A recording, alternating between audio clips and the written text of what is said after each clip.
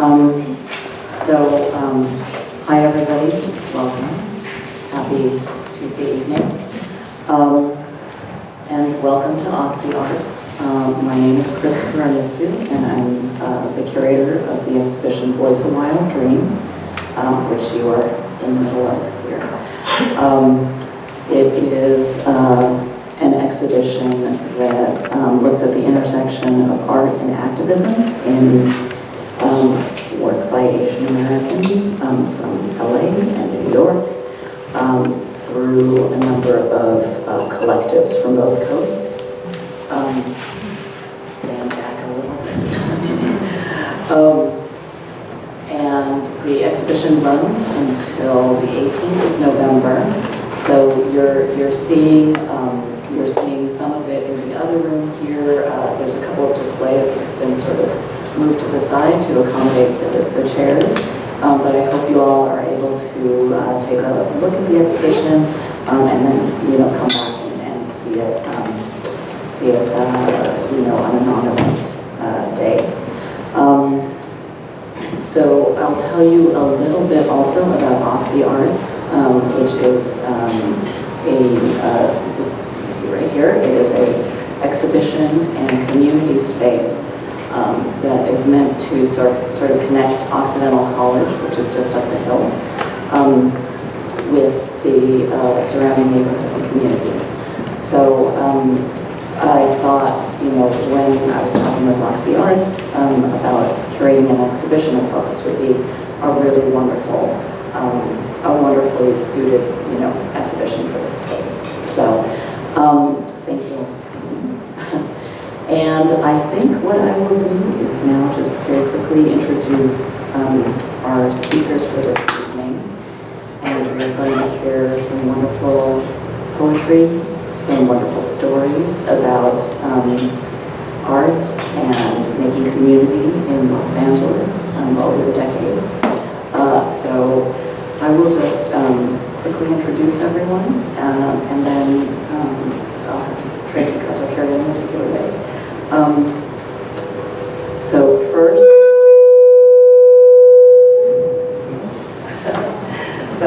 First, maybe I'll just do this. How about that? Okay. So first, I'll just introduce Traci kato-kiriyama, whose poem inspired the title for this exhibition. Traci kato-kiriyama is for those of you that are not familiar, is a wonderful Los Angeles-based artist, writer, and educator who skillfully and intuitively brings together folks in community and solidarity. They are a natural connector and a collaborator, for sure. With this nurturing force and in connection with the collectivist spirit of the exhibition, Traci will convene some of her dearest and most creative collaborators across Los Angeles for some storytelling and some poetry.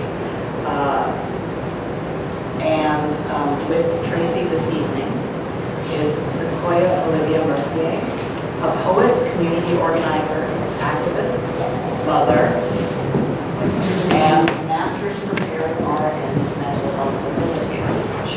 She is a member and former executive director of the World Stage Performance Gallery in Johneric Concordia, Los Angeles, and the past co-chair of the Los Angeles Free South Africa movement. She's the author of Midnight Rainbow, 2005, and her work appears in several other publications, including Go Tell Michelle, African American Women Write the New First Lady, Voices from the Johneric Park, and Angels of the Village. In 2021, her story portrait was on display in the Johneric Park and the California African American Museum as part of a collaborative art project titled Creating Our Next LA, organized by LA Commons and Rerise.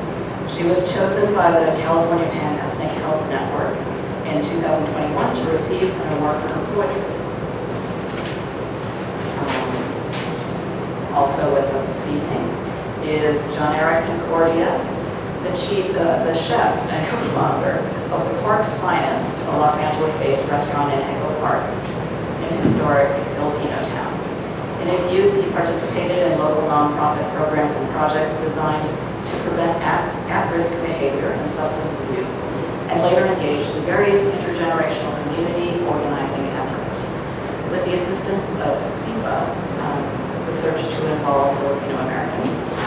and the Asian Pacific Islander Small Business Program. He started the Park's Finest, a catering company with local friends and family. The continued growing support of family and community allowed for the opening of the Park's Finest brick and mortar in 2012. A year later, the restaurant was featured on the LA Eats episode of the Food Network's Diners, Dive-Ins, and Dives, very influential. And in 2017, Johneric hosted episodes of the Discovery Channel Asia's Prison Food, a series that takes a chef into some of the world's most notorious prisons to cook a meal behind bars, accompanied by volunteer Asian staff who are inmates themselves. Since 2019, through a collaborative partnership, he serves as the executive chef of Thunderbolt, a new neighborhood restaurant, offering Southern-inspired food and thoughtfully crafted cocktails on Temple. During the pandemic, Johneric engaged with the Park's Finest Feed the Front Runners project, daily operations, feeding healthcare workers, fire station personnel, and others throughout Los Angeles County. Next door, Thunderbolt has also executed a program offering free sponsored meals for out-of-work hospitality personnel.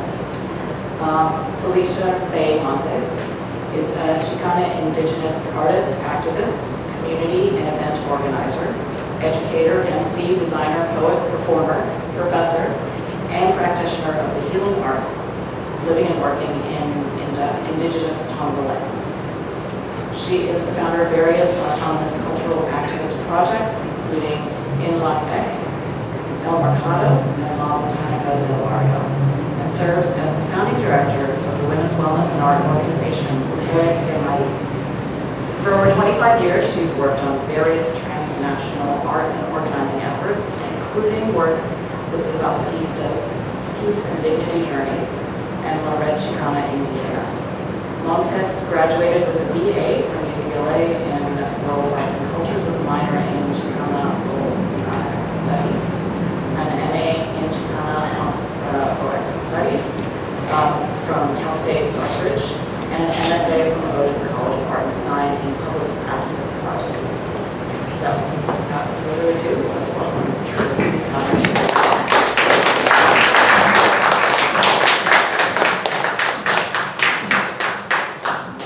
Hi, folks. Let's see. See if we can adjust that a little bit. Okay.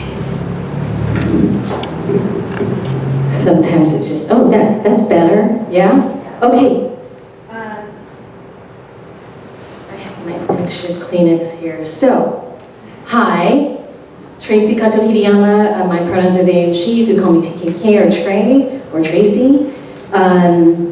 So I have a rule. Anywhere I am, I'm a walking waterfall. Okay, so I never apologize when I start crying. Don't worry, I'm fine. Okay, but I don't apologize. And this has been an incredibly, particularly rough time. One of our beloved elders, Jim Matsuoka, a leader with Nikkei First Civil Rights and Redress, an active member of the National Nikkei Reparations Coalition, a creative collaborator of mine for many, many years, an attendee of Tuesday Night Cafe, which I'll talk a little bit more about, but a regular featured artist, an incredible organizer during the Japanese American Redress Movement, an educator in EOP dedicated to, really like equity and education for all kinds of folks. He just passed away a few nights ago. And I've been doing nothing but crying. I wake up crying. He's been in my formative years, like as an adult from the gate. So, yeah, it was hard to think about what I would say. And so I'm going to say a little bit, and then I'm going to read a little bit, and then we'll get to hear from three amazing, magnificent people, human beings, who've done so much work over so many years throughout Los Angeles and beyond. And then I'll come back and I'll say a little bit more, and then I'll read a little bit more, and then we're going to go into like a group conversation, which I hope you'll really be a part of. Sound good? Yeah? Okay. So yeah, all right. How many people have been to Little Tokyo? Lots and lots of hands, right? How many people have heard of Tuesday Night Cafe? Quite a few hands. Okay, great. So that picture you see is our venue in Little Tokyo. It's in the courtyard of the Union Center for the Arts on Judge John Iso between First and Temple in Little Tokyo. And if I had asked in the mid-90s how many folks went to Little Tokyo regularly, there wouldn't be a whole lot of hands. And a lot of people were not hanging out in downtown in general. It was really different. A lot of things were closed after dark. And that was also at the time that I was a young theater artist and writer and poet. And I was working with, in collaboration with many different kinds of artists, dancers, singers, bands, right? Different kinds of musicians and, filmmakers. And we all, we're just starting out and needing places to experiment. And I really wanted to, I was seeing other things happen in other parts of the city that were so inspiring to us.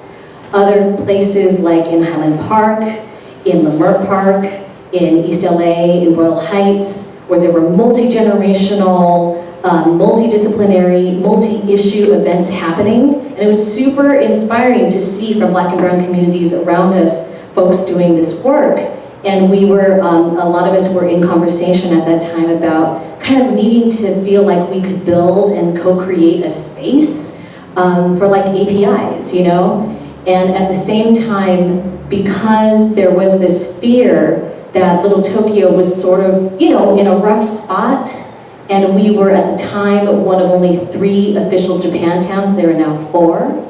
But before the war, right, back in the day, there were over 80 Japantowns, yeah? But we were not meant to be, we were not meant to reconvene and rebuild, and so it really became just a few that were left, yeah?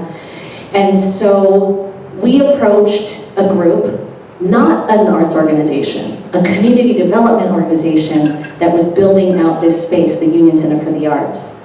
It was the Union Church, and it had been abandoned for some years, but it was around since well before the war, and it was a site where people actually gathered, one of the sites in Little Tokyo where people gathered to line up to be taken off to American concentration camps. And so East-West Players, one of the oldest Asian American theater in the country, they're upstairs. Visual Communications is in the back, in the basement, and they are an Asian American Media Arts Center that started during the movement, Third World Liberation Movement, right, the movements of the 60s and 70s, and then on the ground floor is LA Art Corps. So at that time, I was like, oh my God, cool. All these artists, we need space. And so we're like, what can we do? Can we do stuff? And they're like, oh, well, it's a historic building and we don't have any more money anyway. We couldn't anyway because it's a historic site. We can't add anything. So what you see is what you get. You can do something in the lobby, if you want to try something, but the lobby is like 10 by 10, You're like, that's not what we really had in mind. And then we saw the courtyard out in front. And we're like, oh, well, what's happening here? And they're like, well, nothing. It's a place where people are going to gather, So Evelyn Yoshimura, again, we could speak a whole session about just Evelyn and Evelyn's work. But Evelyn is a longtime mentor to many of us, and was a community organizer at Little Tokyo Service Center. And she's like, well, let's go talk to Bill Watanabe, the executive director at LTSC. And they're like, yeah, we need younger people to come and invest their energy and art and creativity and spirit into Little Tokyo. So go for it. You can use that courtyard for free. Just fill up the butane tanks, and keep the heaters going. And so I was working at the museum around the corner. I was in this theater company. We were witnessing Johneric and the youth in what's now called historic Filipino town, and inspired by what was happening with groups like Mujeres de Maíz, inspired by what was happening at the world stage. And so it was just like, okay, let's try something.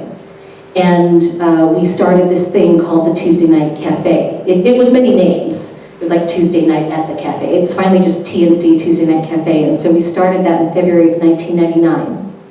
And you know, we didn't know how long we would keep it going, but it just kept going. And so now we're looking at 25 years. Next year is our 25th year, and it's the longest running Asian American public arts series in the country. So if you haven't been yet, next year's the year to come out. We've been doing like streaming only shows for the past 2.5 years, the past 3 seasons. So we're looking forward to, hopefully, knock on wood, you know, like all things being good in the world, right, being able to return with more audience and community in person.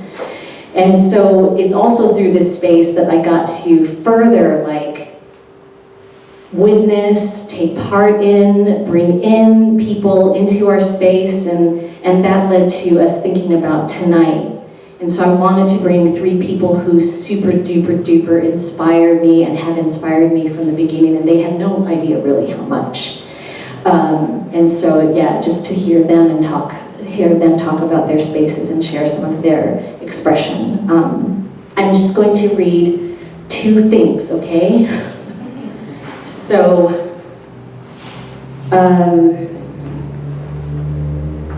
I wrote a longer piece for Yuri Kochiyama's memorial back in 2014, and a lot of my pieces are followed by like notes to self, notes to community, notes to world, and so I'm just going to read the very last part of my piece to Yuri, going into my note to self that I think I needed.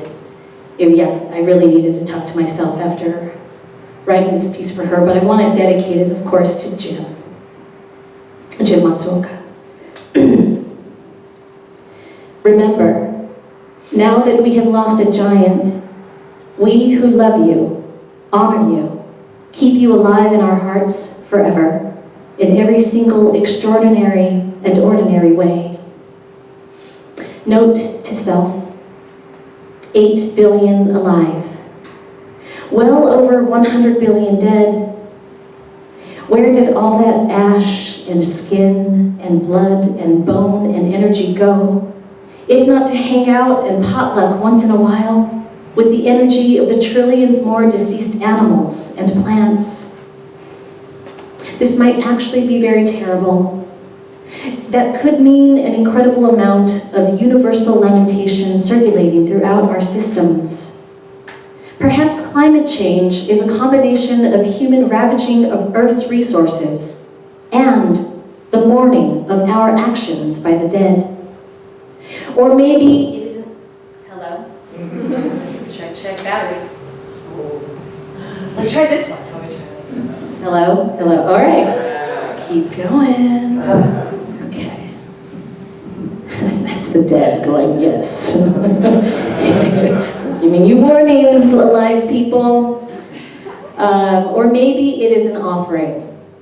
An energetic cosmic system of 100 million orchestras trying to enjoy their own nirvana, coming together for a final gift of generosity to earthlings. A set of warnings via natural disaster in hopes that we finally learn to treat self, other, and all through every waking moment as if the flood was rising and the fire was down the block. And we had no other thought but to call out, grab the first hand, look for every last person, ask for help, make sure everyone was okay. How will you do more of this in your everyday, from week to week, month to month, season to season? What introductions do you need to make with your own neighbors? Where are the unnatural disasters that need more of our attention, and what are you going to do next? Life is quickly disappearing. Have something good to report when you join the dead. Okay, I'm gonna read a quickie, because I talked a lot about TNC. So, note to self. When creating a space, know that you are co-creating. Co-create a space of self-determination that can be sustainable for the long haul. Bring in as many as want to be in, each taking on a small task of the whole. Reject the superwoman fallacy. Lean into each person's expertise, craving, and curiosity. Note to self. When co-creating a space, always ask of self and the team, what is the win-win-win-win-win? How does the artist win in an effort that is grassroots and all volunteer? How will you do your best to make sure they look good, sound good, feel good on stage, and more importantly, before and after the event? How are we building relationships and genuine support in the long term? How does the audience win? Who is in the audience? Who is in the room? Who is not in the room? How does community win? Who is present? Who is past? Who is future? How does the larger world around us win, even if they never know we exist? How does the team win? The generous crew of folks who go out of their way, many never, to take the stage, to ensure all of the above feel the wins. Okay, I'm going to pause there. I'll come back and I'll read one thing about in relation to this exhibit. But Chris, should I bring you back up? Or are we moving on? Okay. Do I get to bring up Sequoia? we're loose with the order. I know we read Sequoia's bio, but I just have to say, meeting Sequoia when we first started TNC, and she's such a good friend to Evelyn and so many of my big siblings and mentors, and has been just such a beautiful poet, leader, human being in every space that she exists in. So it's a pleasure and an honor to have you here, Sequoia.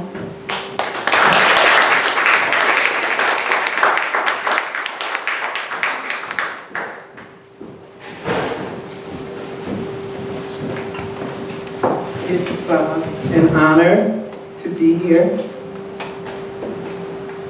When Traci first contacted me about taking part in this program, I think it's been about 2 months now, and I was like, yeah, my energy was up, and I was really excited. I'm still excited, but my energy has waned since then for a lot of different reasons. But I was able to come out tonight, much because Traci asked me and I wasn't going to renege, and because Mike insisted on picking me up. And when I saw his t-shirt, it says, "It's okay not to be okay." I think that's really important for all of us to acknowledge. I saw somebody else who had a t-shirt that said, "I'm fragile." So I'm all of those things. I met Mike and Evelyn and Craig Wong in front of the South African Consulate in 1985. I had just found KPFK on my car radio, because you know it's kind of hard to dial in. And they were talking about a poet in South Africa whose name was Molesi, who had just been hung because of his activism and his poetry, and I was outraged. So after I got off work, I drove to the South African Consulate, and I got lost. Not that I hang out in Beverly Hills, but it was more than that. It was almost like my spirit knew something major was getting ready to happen, and something major did happen. The first 3 people that greeted me when I arrived at the picket line was Evelyn Yoshimura, Mike Marassi, and Craig Wong. They told me about the Free South Africa movement, told me where the meetings were, and then we were off to the races. I think I was about 37 then, so I usually ask for permission from the elder, the most elder person in the room before I speak. I don't know who that is, but I know you're older than I am, Mike. I also want to, I'm going to jump around because that's what I do. I want to acknowledge Lillian Nakano. She was the first person to publish one of my poems in the Unity newspaper. It was about Bob Marley, and I don't have a copy anymore, but I don't think it was very good. But Lillian, in her graciousness, just was so encouraging. So when we talk about ancestors, what I want to say is that they're always with us, and their spirits continue to be with us. So I'm going to read a poem at this point about one of the ancestors that influenced me greatly when I started going to Leimert Park. And it's called Remembering Richard. Richard had a coffee shop called Fifth Street Dick's. And it was named Fifth Street Dick's because Richard at one time pushed a basket on Fifth Street. Some of you are too young to remember, but many of us do remember when Fifth Street was the place that was Skid Row. And it was kind of the place where people that were unhoused were. It wasn't, you know, it wasn't all over the city. Fifth Street was known for that. Richard was born in Seattle. His father owned a jazz club. And I don't know how Richard ended up on Fifth Street, but he did. He got sober and started going to 12-step meetings in the neighborhood right in Leimert Park, and decided to open the coffee shop because he wanted a place where people could go and stay sober, where alcohol wasn't being served. And he was very special to me. So, remembering Richard. We mourn naked in the sun, wet, woven tongues, litanies, folded in the arms of a sidewalk serenade. Remembering the sanctuary in your eyes, where you loved us in the light of a five-pointed star. The refuge where you were the music resurrected from rags. The place where you shook, scraped bones of ghosts over our heads as a reminder not to repeat lessons already paid for. That luminous place embraced us all, made us shine. That place seared a hole through the smothering hand of elitism and pointed the way to help for our community. With silent precision of master mathematician, you saw us at our core, at our root. And what you saw always added up to more, not less. You were the magi sent from the manger, bearing gifts we are still opening. Your smiles were fingers, warm aroma, Kenya rose, probing the chilled fear of our reluctance to trust ourselves. You dared us to walk on water, to stand in full length of our best selves, to coalesce. Our sorrow has become a salve, a healing ointment for old wounds. An invisible hand folds tears under our tongue, lays laughter in trenches of sadness crisscrossing our face. Hot sand roses fill the boards we carry on our heads. Our fingers pricked, we kneel in our own blood, remembering. So I want to say more about Evelyn and Mike and Craig. I had not been active doing anything political for many years, and basically they took me under their wings and helped me get an idea of what was going on politically, not only in Los Angeles, but in the world. Because of them, I had the deep honor of meeting Yuri Kochiyama. I was going to New York to visit family, and Evelyn said, you know, because I knew about Yuri's involvement with Malcolm, and she said, I'm going to arrange that. So I remember taking the bus, going to the Bronx, And I was so in awe. I don't remember what I said to Yuri. I remember I took her flowers. I don't know that I asked her anything. It was just such an honor to be in her presence. Because of Mike and Evelyn, I had a chance to meet Amiri at his house in New Jersey. I mean, it just goes on, and how patient they were with me, because I don't remember, I don't know what I brought to the party, except that I was so committed and thirsty to know. And there were other groups that I would go to, political groups in my community, and you know, I remember one person suggested that I might be a spy, which was real crazy. So Evelyn and I were at a conference someplace. I don't know, it was a Rainbow Conference. It might have been someplace in the Carolinas, I don't know. But there was there were vendors, and we stopped at one of the tables, and the sister that was operating the table looked at us and asked if we were sisters. And so we both were kind of like, because you guys know Evelyn, and we don't look alike, right?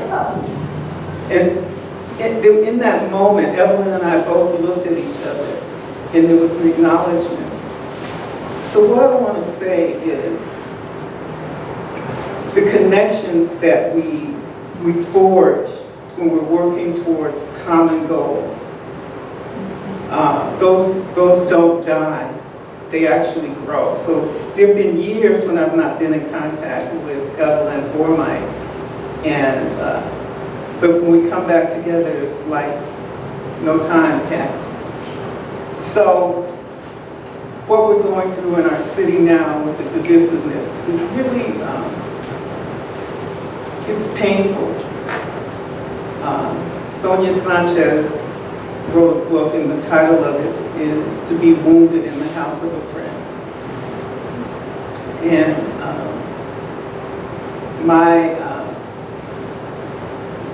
my hope is that we will learn how to have disagreements and still be compassionate with one another. Because the things that bring us together is far greater than the things that divide us that are different. We have much more in common. So, the World Stage Performance Gallery. I started going to the World Stage after Mandela was released. One day, I don't know where that office was that Marla Gibbs had, where the organizing was going on for his coming to Los Angeles.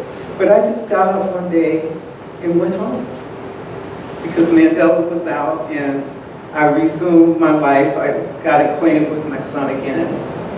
And when I started going to the World Stage to read my poetry, I felt really intimidated because I thought these are real poets that go in here, and I didn't think that I necessarily had a place there.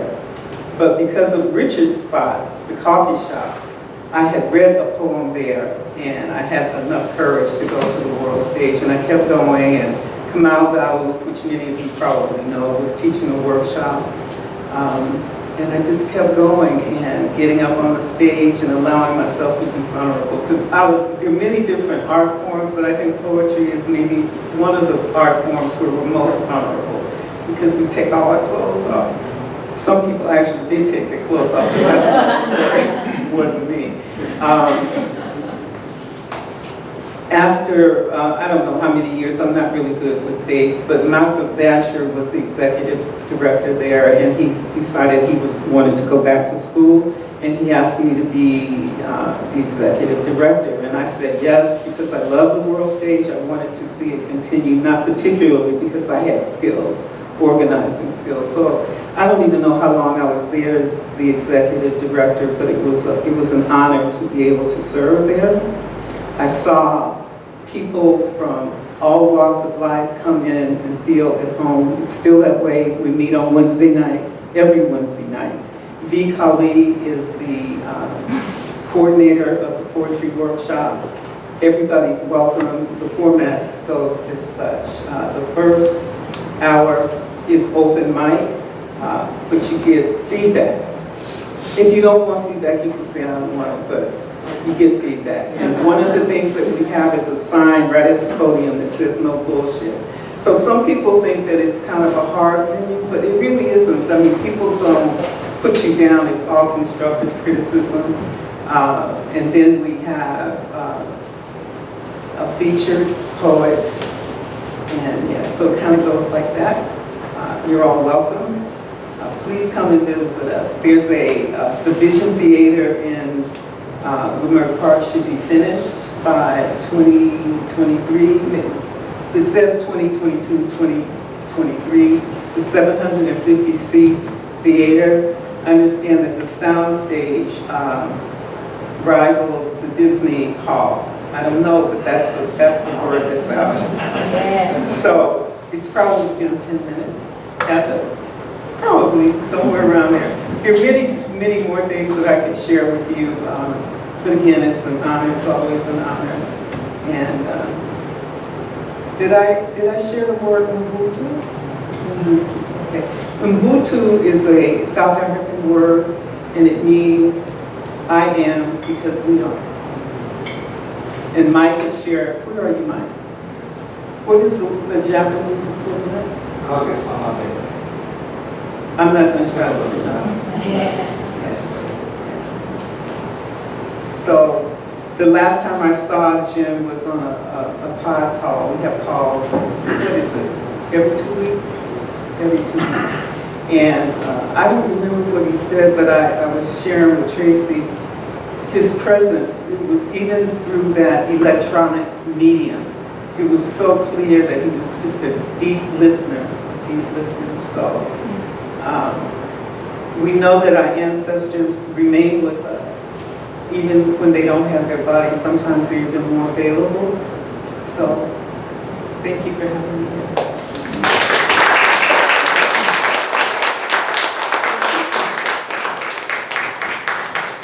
Should I bring up Felicia?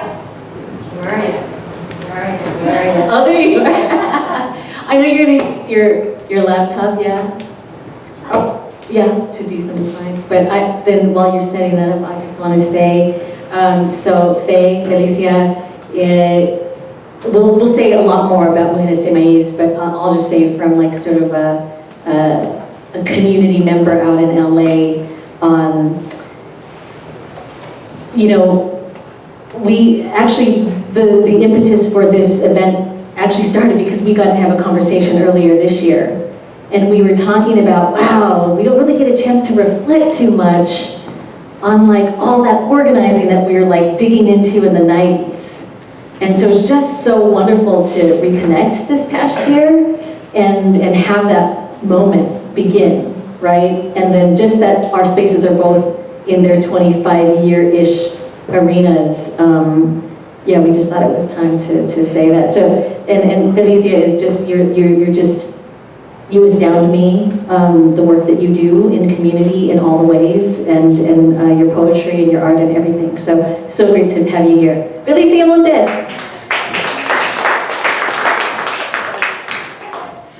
Good evening. Thank you so much, GC, and to Oxy Arts. I super appreciate it. Just gonna check in all the time. So I wanted to share some images because I am Felicia Montes, but I also connect and share with many other people. I represent my ancestors from Mexico, and I honor my identity as a Chicana indigenous woman from Chihuahua, and the Raramuri or Tarahumara indigenous lineage, but I also represent many circles and spaces, and in the bio it mentions some of those organizations and connections overall. But before I start, I also wanted to, as what we were calling as the elder, we were talking about us as yelders or melders, or I also have heard elders in training. And so I've always been taught by my maestras teachers, educators, or also elders, both in ceremony and mainly in ceremony, not also within political organizing and others, is to kind of honor the land that we are on. So I'm also an educator and professor, can you tell, right? So I have my clicker and my presentation. But I've been, sharing these things for many years, and one of the key things I want to talk about is honoring the land that we're on. So I want to, I don't know if anybody here represents or is part Tongva or of Tongva Nation, but around these areas in Los Angeles County, but also surrounding us, Chumash and Tataviam and Achaman, depending on where you're at in Southern California, but mainly Tongva territory. And so part of my cultural identity and finding my identity, even though I grew up with a very strong identity as a Chicana, and I'll explain and show some images of that in a bit, is also honoring the lands that we are on. So if you don't know, I know most of you all know the Tongva territory. I want to ask for permission for them to continue and to share. And also, politically and organizing wise, we talk about our spaces and how important sacred space is and having these locations. But then thinking about before that, right, way before also, and what representation, or if there is representation, of First Nation Indigenous peoples in many of our spaces. And there is that solidarity back from the 60s and 70s and also before that, but always trying to bring that to mind, and especially mainly for myself and my circles, but also to all of us.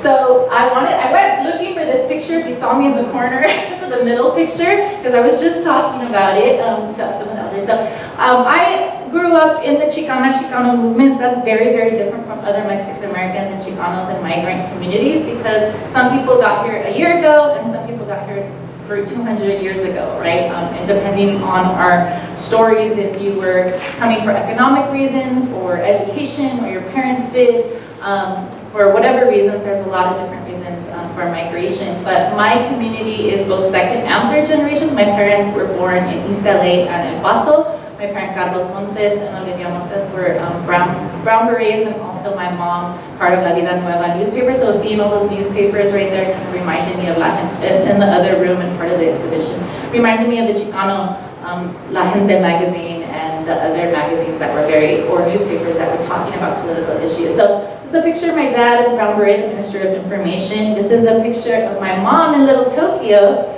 with cross-cultural solidarity, and also me kind of going, I'm not sure probably what's happening yet, but there, and grew up in these communities and spaces. Grew up in these communities and spaces. So here, my dad also at a march, and me sharing and learning, right? You can see him with the fist in the air in solidarity and organizing, but me not really necessarily knowing what to do with that fist quite yet. And so that's kind of a little bit of my heritage, right? I have a piece that kind of goes, born of my mother's corn, I'm a movimiento, seed of resistance, the red diaper baby Chicana, feminist since birth. But I never dreamed casually in the city of Los Angeles, because I was ready from the very first day I saw the sun, always on the run from the nightmare of COINTELPRO fears and the file that's been kept for years.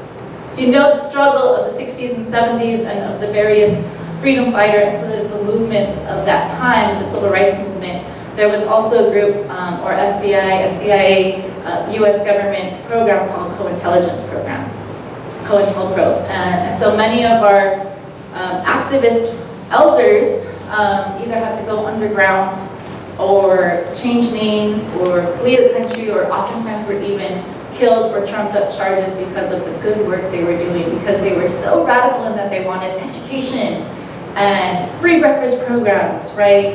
Some other things, but a lot of the things that many of us take for granted, or ethnic studies programs, right? I'm a Chicana ethnic studies professor right now, and I do not take that lightly that my parents, others did hunger strikes or protests, petitions, right? And really marched alongside many of the people here to do that.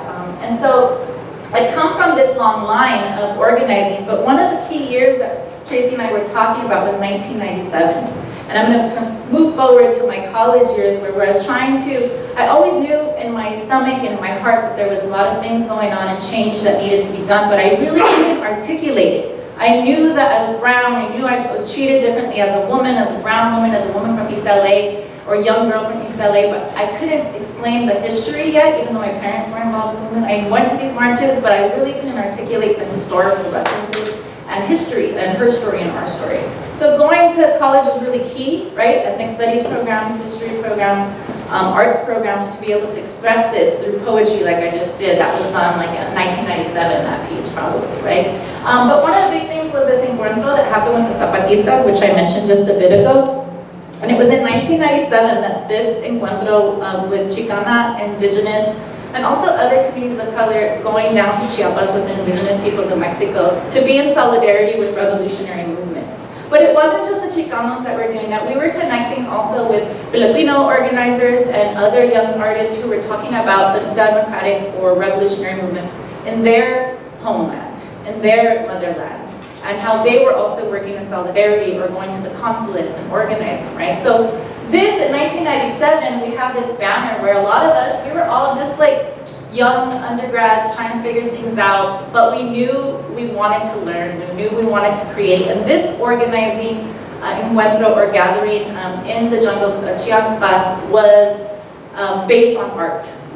So in the morning, we would talk just like this and conversate and talk about our similarities and differences, and then in the afternoon, we would create art and murals and many other things. So I'm going to go through a lot of the images just very quickly so that you can see the women of Montes and the organizing and the solidarity through that. We were, sharing poetry in just similar to a lot of our comrades and other intergenerational organizers at City Hall for Immigration Rights. It was at the border wall in Tijuana, right? When it looked like that. It's very different now when the Zapatistas came. We were always talking about educating and empowering and transforming and how art could be used for that, to empower ourselves, to take care of ourselves, that maybe we never called ourselves poets or artists, but that we took on that identity and that we began to take that on, that we're all artists. Our cultural cosmovisions and cosmology of years ago brought all those things together. It was never art, right? And then music and dance and spirituality. All of our cultures have that all together and still do. US, right, kind of mainstream kind of separates that into categories. So we were connecting. The organizing or the first seed group or the kernel is Mujeres de Maíz, which means women of the corn, is in Lakech. Very similar to Ubuntu and the name, what you just shared, Sequoia, in terms of it means you are my other me. We are reflections of each other. Tú eres mi otro yo in Spanish. In Lakech, a Mayan term, which as just young activists, I wanted to call our group Aswan Angels and like do all these cool things like that. But one of the other members said in Lakech, and so that kind of led us to a whole nother journey and path to find ourselves and to reconnect with our indigenous ancestry. We're a Chicana poetry and song group, also celebrating since we started in 1997, 25 years. We just did in March, usually around International Women's Day, which is our event. You get to see some of the different women. We're about creating spaces of art and wellness for femmes and girls and trans communities. Really spiritually based. I used to go to one meeting for migration issues or migrant issues, one meeting for feminist issues, one space for ceremony stuff, and then you could be at meetings and organizing all day, every day. So Mujeres de Maíz was like that space that was all of those things. And so we made that and honored all of those things together. Whether it was intergenerational programs with our elders or art exhibits, inviting those who inspired us, but also asking younger people to come along with us. All different types of forms of arts, from paintings to protest, performance, poetry, etc. So, we've done things of do it yourself. It was a rascuache tendency of just figure it out. You have a space, pop up an exhibit that usually would take 3 months to figure it out, and we'll do it tomorrow, right? Because of the urgency, because of the interest, I love these pictures because it talks a little bit more about our intercultural solidarity. Mujeres de Maíz is one of those spaces that what we've been told is some of the women of Balagtasan Collective shared for the first time as some of the all women, some of the Filipina sisters. The younger women of Semillas del Pueblo and others, where Mujeres de Maíz was just a space, just like this, where you could see femme-identified and women on the stage, on the page, on the gallery walls, or on the theater. And so that was something different in 1997 that didn't happen a lot in the activist circles, or that we didn't see it. And so we began to create those spaces and publish these books of our magazines or zines to do that. It was really a sacred space overall. And you can just kind of see some of our live art shows, our venting, everything we could do, whatever people needed. But we began, even in our 20s, which I'm 46 now, but in our 20s we realized that we burnt out really quickly. We were at every meeting and we realized how we needed our, not what we didn't necessarily call self-care at that time, but what we needed to take care of ourselves. So one of the things that we started to do, and although these are from like more recent in the last 5 to 10 years, is that we started to do more workshops on wellness for ourselves because we needed to do it and how to take care of ourselves. So how much community care and self-care was really about that. And also, we wanted to take things out of the spaces. We love cultural centers and spaces like this, but we also wanted to go to the streets to do that. So we would have, or high school assemblies, take it because usually the students aren't necessarily coming here, maybe college students and others, but poetry in the streets also would go to like auto zones and barbershops and nail salons and just go in there and share a poem out of nowhere, kind of. So these are the types of things we've done.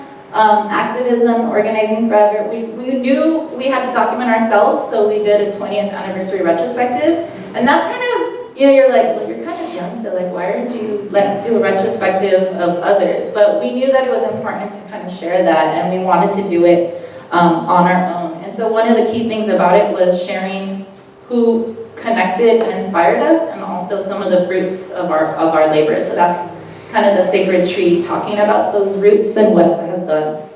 So I think I'm gonna kind of offer up, in the recent times, just as Traci and others mentioned, we've done a lot of online and social media stuff. We have like almost 100K on Instagram and like 35 on Facebook, and it's just another space, 35,000, where it's another space virtually where we can have circle or community and space and provide a space of arts and wellness there. So we began to really use that and connect with that, and that was recent, or in the last year or so, where we invited Traci to kind of share and others to share through our social media and spaces, the live streams, and just trying to figure out how to move to the next step. So, because we've always used kind of the World Wide Web and the internet, but use it in a different way. So we have a YouTube channel, a documentary in the works, as well as a book anthology that is in peer review right now. Because of a lot of women, we started in undergrad. Now many of us are educators, teachers, or artist instructors. Most of us have writings about ourselves or the work. And so we're doing an anthology that explains all of that. This is the tentative title for the book. And we are also doing some of the importance of the book overall. So again, some of the women over the years, I like to show because it's just like I oftentimes come to do the presentations. But there's like, you can see a lot, dozens of other women in femme communities. This is kind of what we're currently doing. We are a nonprofit. That was a big decision, and we're still thinking about that, even though we did it already. But you know, because of our radical politics always and what that means, we did do it, and so it's still a process. The book anthology, and then kind of connecting more with our communities. I did want to put up, I think it's just the websites on the social media if you want to learn more about or connect with Montes and Ahmed. So that's what I wanted to share in terms of a little bit of our work and the kind of 25 years and many other circles of spaces of Montes and Ahmed, or Women of the Corn.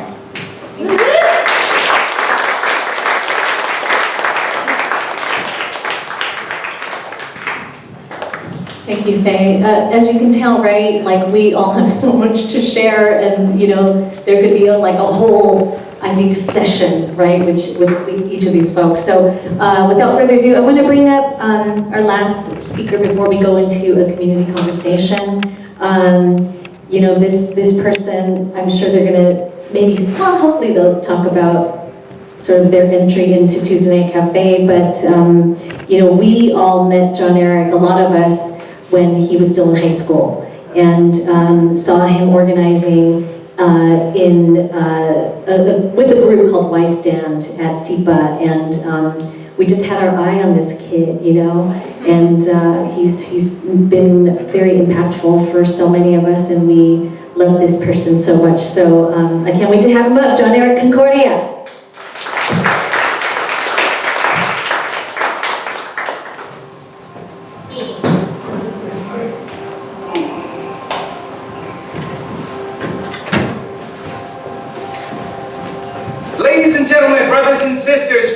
friends, blood, and family chosen.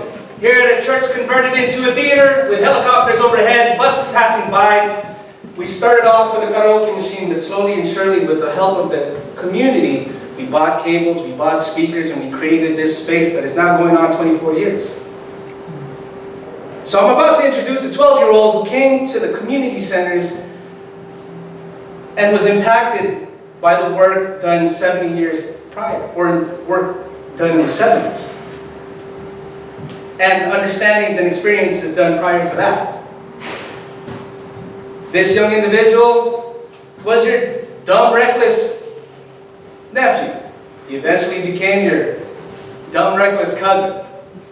And now, he's your dumb, reckless uncle. Who started off going to community events with the Chinese kids in the Chinatown Service Center, Little Tokyo Service Center, KYCC, Breezy, HOLA, Salvation Army, El Centro del Pueblo, Central City Action Committee. And all these kids together were identified because post-riots, these kids could have easily became the next batch, the next peewees of the neighborhood. They could start killing each other easily if given an opportunity. But if you yell at them, give them a ride home, give them something to eat, teach them about their culture and other people's culture, and then yell at them some more. Maybe the lessons that they take go somewhere. The experiences that people tell them that they fixed will drive them to move a little bit closer towards making this world more just. He eventually, with his crew, organized young people to do community events, doing actions, immigrant rights rallies, participating with all of these other actions, but learning that after an event, after planning, after programming, you had to eat. And that was something that this young individual found himself wanting to do more of. Eventually, his crew continued to do community work and open mics and events and poetry sessions, but his friend died because he didn't have health insurance down the street from where they grew up, and he was taken to 3 different hospitals that are local, where he died in county, 5 miles away. So he went to this church converted into a theater and said, "Traci, Arnold passed away. We don't have money for his funeral. Pass a hat. Ask." And that was his introduction to Tuesday Nights at the Cafe. Through his trauma, he wrote poetry about his neighborhood, about his block. And he was burnt out. He was burnt out at 18, but he came back because the community showed up. And as he started to share his pieces, he eventually was asked to be a host. And slowly we saw a transformation of Little Tokyo's nightlife, where it became something that was not where you wanted to traverse to, but where you needed to show up. If you were an Asian American kid from around the United States, when you wanted to come to LA, this all of a sudden became your Apollo. And at the same time, we always made sure that the messages and the issues that we discussed stayed on point, sometimes. That we found ways to continue to improve the quality of the event. One of it was people needed to eat. And slowly in 2008, when Anthony Bourdain was saying that Filipino food was the next thing, when Manny Pacquiao was making everybody hang out in your backyards with your Filipino friends watching a pay-per-view fight. Slowly but surely, people started going from San Gabriel Valley to Hollywood to eat Korean tacos. So now, a former youth, who then became an after-school activities coordinator, went back to the nonprofits as a client. He was a high school dropout, Belmont, C-Track. But utilizing the skills and information available, was able to create a business plan.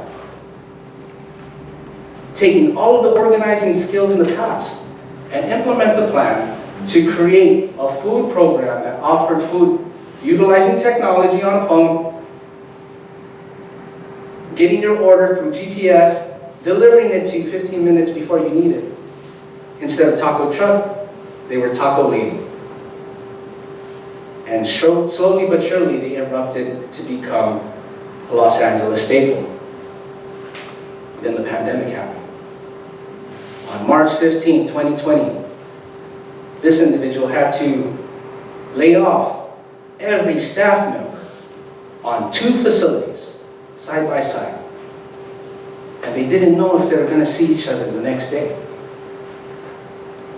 With bags of rice, some squash, and toilet paper, they said adieu. But we found out that those people were essential. Food was a necessary item that the community needed. But how could you offer food to somebody when you didn't know if you were going to die interacting with them? I walked through this individual walked through Little Tokyo, and it was a ghost town where people were sad and crying. And as soon as you interacted with them, they were wiping walls, sanitizing, bleaching the floor. This community business was about to fail. And somebody said, you know what? Let's feed hospital personnel. Because they work 16 hours, there's no more groceries, and they have to still cook for their kids. Okay? These individuals can pick up food in a set time, we'll have that ready. But how can you feed people who are on mixed schedules and be on standby for 4 meals? Somebody called and said, hey, want to do 800? Support 800. Oh great, 800 bucks will go a long way. And when we received that check, it was way more than 800. I said, no, 800 people. So utilizing the expertise and understanding of logistics and how to take care of people. This organization went and fed 100,000 personnel, hospital workers, firefighters, throughout Los Angeles, because that was the only way they could contribute to making sure that everybody was alive. And now, we're back together again. Some of them aren't here. And we still try to figure out how to find normal in this new world. But we understand that we find ways to express ourselves. We find ways to hold court.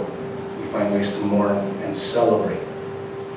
My role is just to create a headquarters for our community. Safe houses where we can argue, we can discuss politics, we can curate ideas, we can assess, but then let's break bread together again. It's not easy having to worry about not only my family's livelihood, but everybody around me. But it's because of the hard work implemented from people prior that puts me in this position to speak to you today. And there's a minute, 9 minutes. The quick thing was a lot! I try to hit that shit fast. Okay. So I'm here. I mean, I'm here speaking in front of you guys, understanding that this space creates an opportunity for us to not only discover ourselves, but challenge ourselves to be sharper, challenges ourselves to be better in the form and function of what we're talking about.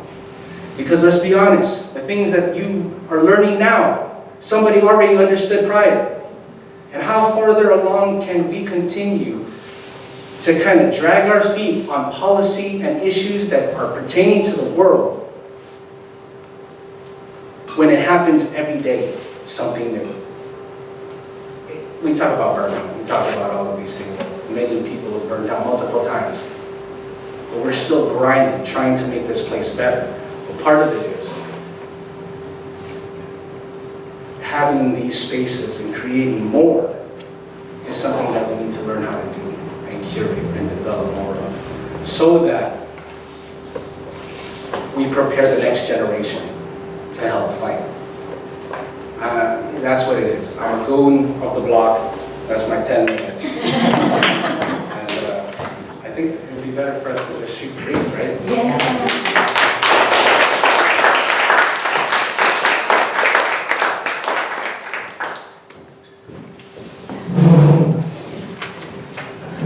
I think we can just start chatting, right? So let's bring everyone back, and Chris, you're gonna guide us through.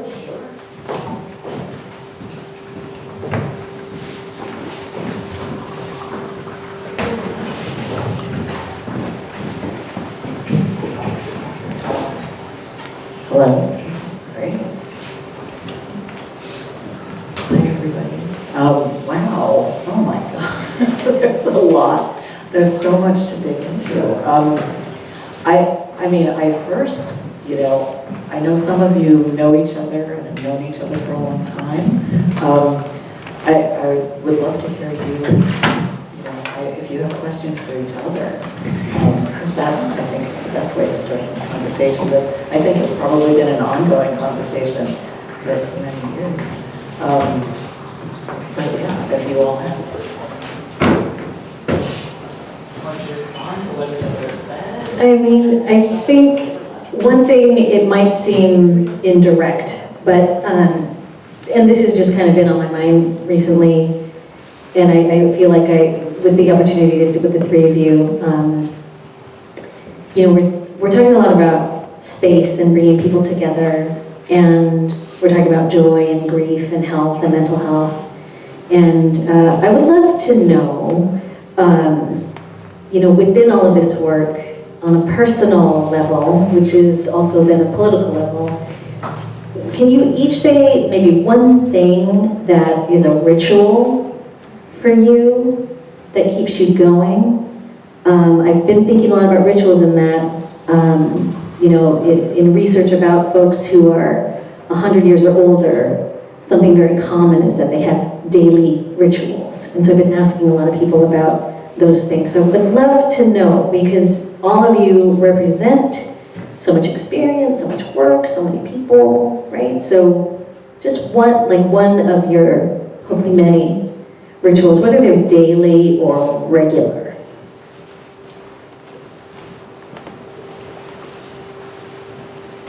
I smoke weed, drink whiskey, and box. Yeah, that's. I mean, that's what it is. For me, like, I was 248 pounds, cooking food, living unhealthily, and part of it was trying to get fit, trying to get healthy, just to keep working, right? Because if I don't work, my team can't work. They can't pay bills. So, boxing's help. I mean, I donate a lot more to the nonprofits if I was a champion. If I came in '98, did Trace community work. But hey, that's where we're at. But that's one way. Some physical activity and just some debrief. But Yeah. Well, I maintain my sobriety. I've been clean and sober for at least 32 years. And lately that hasn't been so easy. Yeah, because I've been feeling pretty depressed. And I actually have a joint that I bought for my brother. No, this is really true. I really did buy it for my brother, because he was suffering really severe anxiety, and I thought it might help him, but he refused. So I still have it. But yeah, I maintain my sobriety through the thick and thin and stuff. I think very different from my parents in that they were part of the kind of Marxist tendencies where no spirituality. They went away from Catholicism, everything, and that tendency of the movement. And so I had absolutely no spirituality. I wasn't baptized, no church on Sunday, nothing except the movement. That was, breakfast or political fundraisers was that. So for me, it was, the ritual was to begin to find ritual in not only the everyday, but in Mother Earth, or connect back to ceremonial ceremonial ways and tendencies, and I think for me that's been very important to ground myself, to understand that what my parents did, we might not see the fruits of. What I'm doing right now, I might not see the fruits of, and ground me in the work. Why, the what, the why, the who, the before me, the after me, that deep understanding comes from that. Yeah. And then for a little bit more self-care community, I really like to dance. I'm dancing all the time, whether it's like, I haven't really done Aztec dance in a long time, but like spiritual dance or like ballet northern, I really like to dance. I'm Traci, what about you? Well, on the whiskey note, I'll just say, you know, and some people in the room know this, my bachan who lived to 102, she drank whiskey every day, so you're on the right track. I smoke, not cigarettes anymore. I do smoke weed and take edibles. I kind of do that very regularly as a part of, just I think creative process, but also relaxation process. I try to do something that makes me happy and active, whether that's running or dancing or painting. Like something with movement is very important to me. And I like to burn things responsibly, you know, so I burn incense and I talk to the dead a lot, often. And so I would say those are some things, yeah. What about you? Sleep. I don't often achieve it, but that is always a goal every day. So thank you for that. That actually, you know, I'm like taking notes actually. Thank you for that. I think maybe I would like to ask all of you, because all of you have managed over, you know, these decades really, to create really wonderful spaces for people to share their creativity, to share each other, you know, share themselves with each other. How do you, and all of you, I think in many different ways, I think Johneric is your restaurant as well. How do you create these spaces and kind of, you know, make them open for everybody to participate? Like, how do you ensure that kind of environment that allows creativity to flow?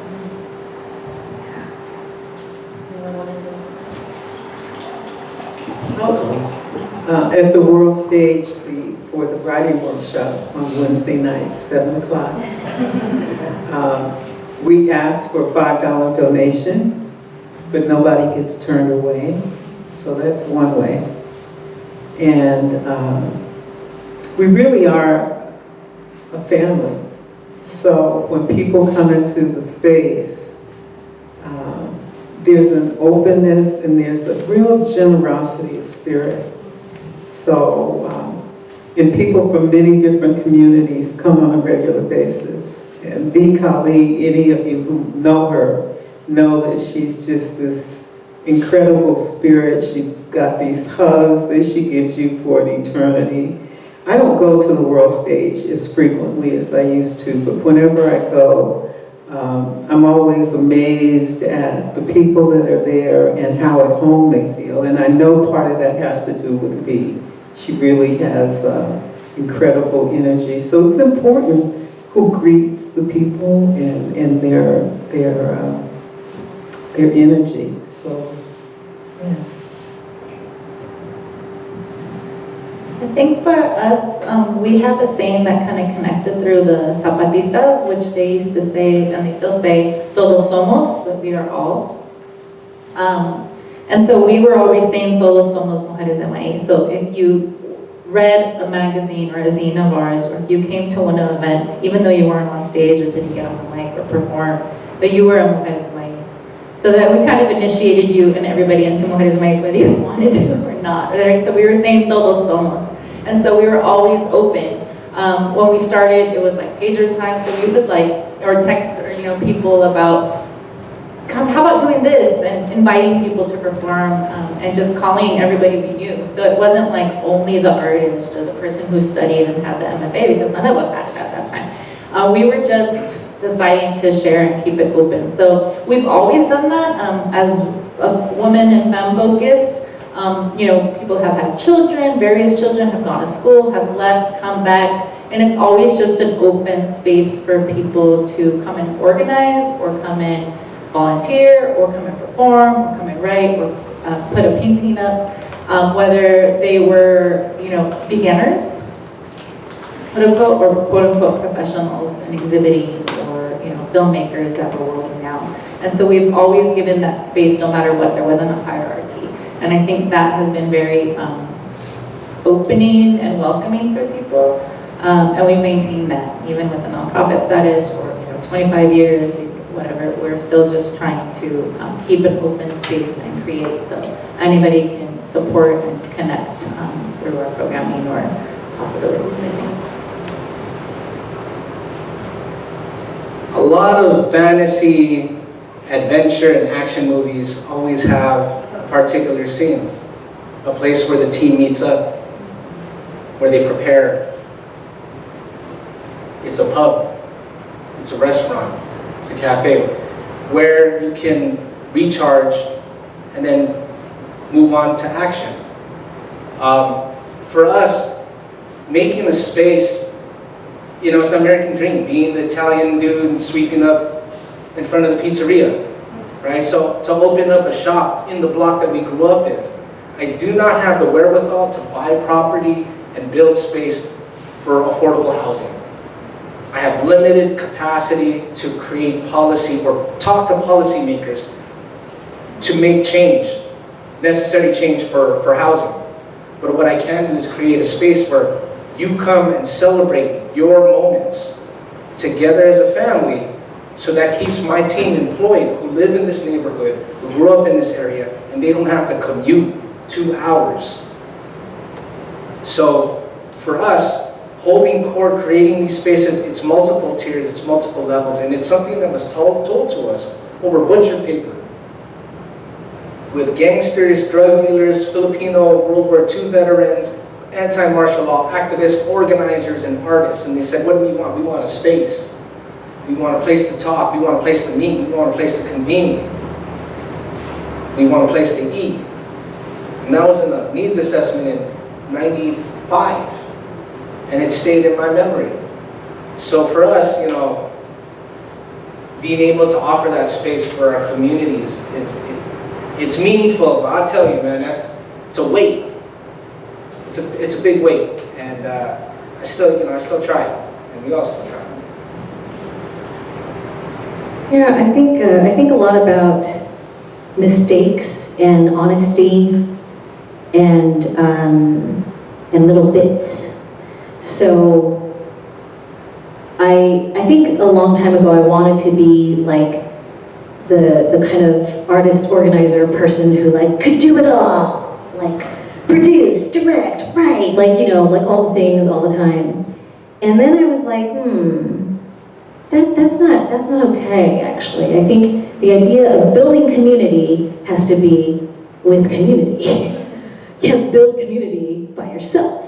And also, that's not sustainable. You know, I just think I've learned to really value trusting a team, and that I am not an expert in so many things. I'm kick-ass in certain things, you know what I mean? Everybody is, and so I think I've really enjoyed like getting to know folks and kind of trying to think, like help draw out like what's the thing that you need and that you can contribute in order to be involved in this thing that we're doing. And the value of mistakes and being about that, like, so for me, I try to tell the team, like, don't ever leave an event without assessing mistakes you made. And it's not a bad thing, it's not about like trying to like make yourself feel like you failed. It's just more like, there's never been one event ever where I walked away going, that was perfect, I did everything I could. There's always someone I could have talked to, someone I could have pulled in, someone I could have made sure they're doing okay, you know what I mean? So I value that, and I think that also comes from a practice in theater where it's all about taking risks and failing and like just being okay with that process. You know, that this is a process. All of this is a process. Even at the end of an event, we're still in a process. And so I just always think about how much I value, you know, building community with other folks, you know. And I think our space is not a permanent space. So we have to set up the tables and chairs and the sound and the lights and everything every time, okay? And so that takes a lot. And so I've always tried to hold that, like, you know, everyone's trying their best. And we're asking people to do this on their own time. So we have to really value each other. And, you know, people like Johneric, who is not just making sure his employees are able to stay employed and stay in the neighborhood, but is also, he's not saying this, like he's feeding community all the time. He's feeding our space all the time. And so it's that spirit, right, of like, how are we taking care of each other and how are we being thoughtful and realistic to like the little things that we can do that contribute to like a greater like collective force. Yeah. Thank you. Yeah, all of these sort of, you know, everything that everybody's saying resonates so much with all the different groups in this exhibition as well. So I really appreciate you know, kind of us surrounded, talking about all these things.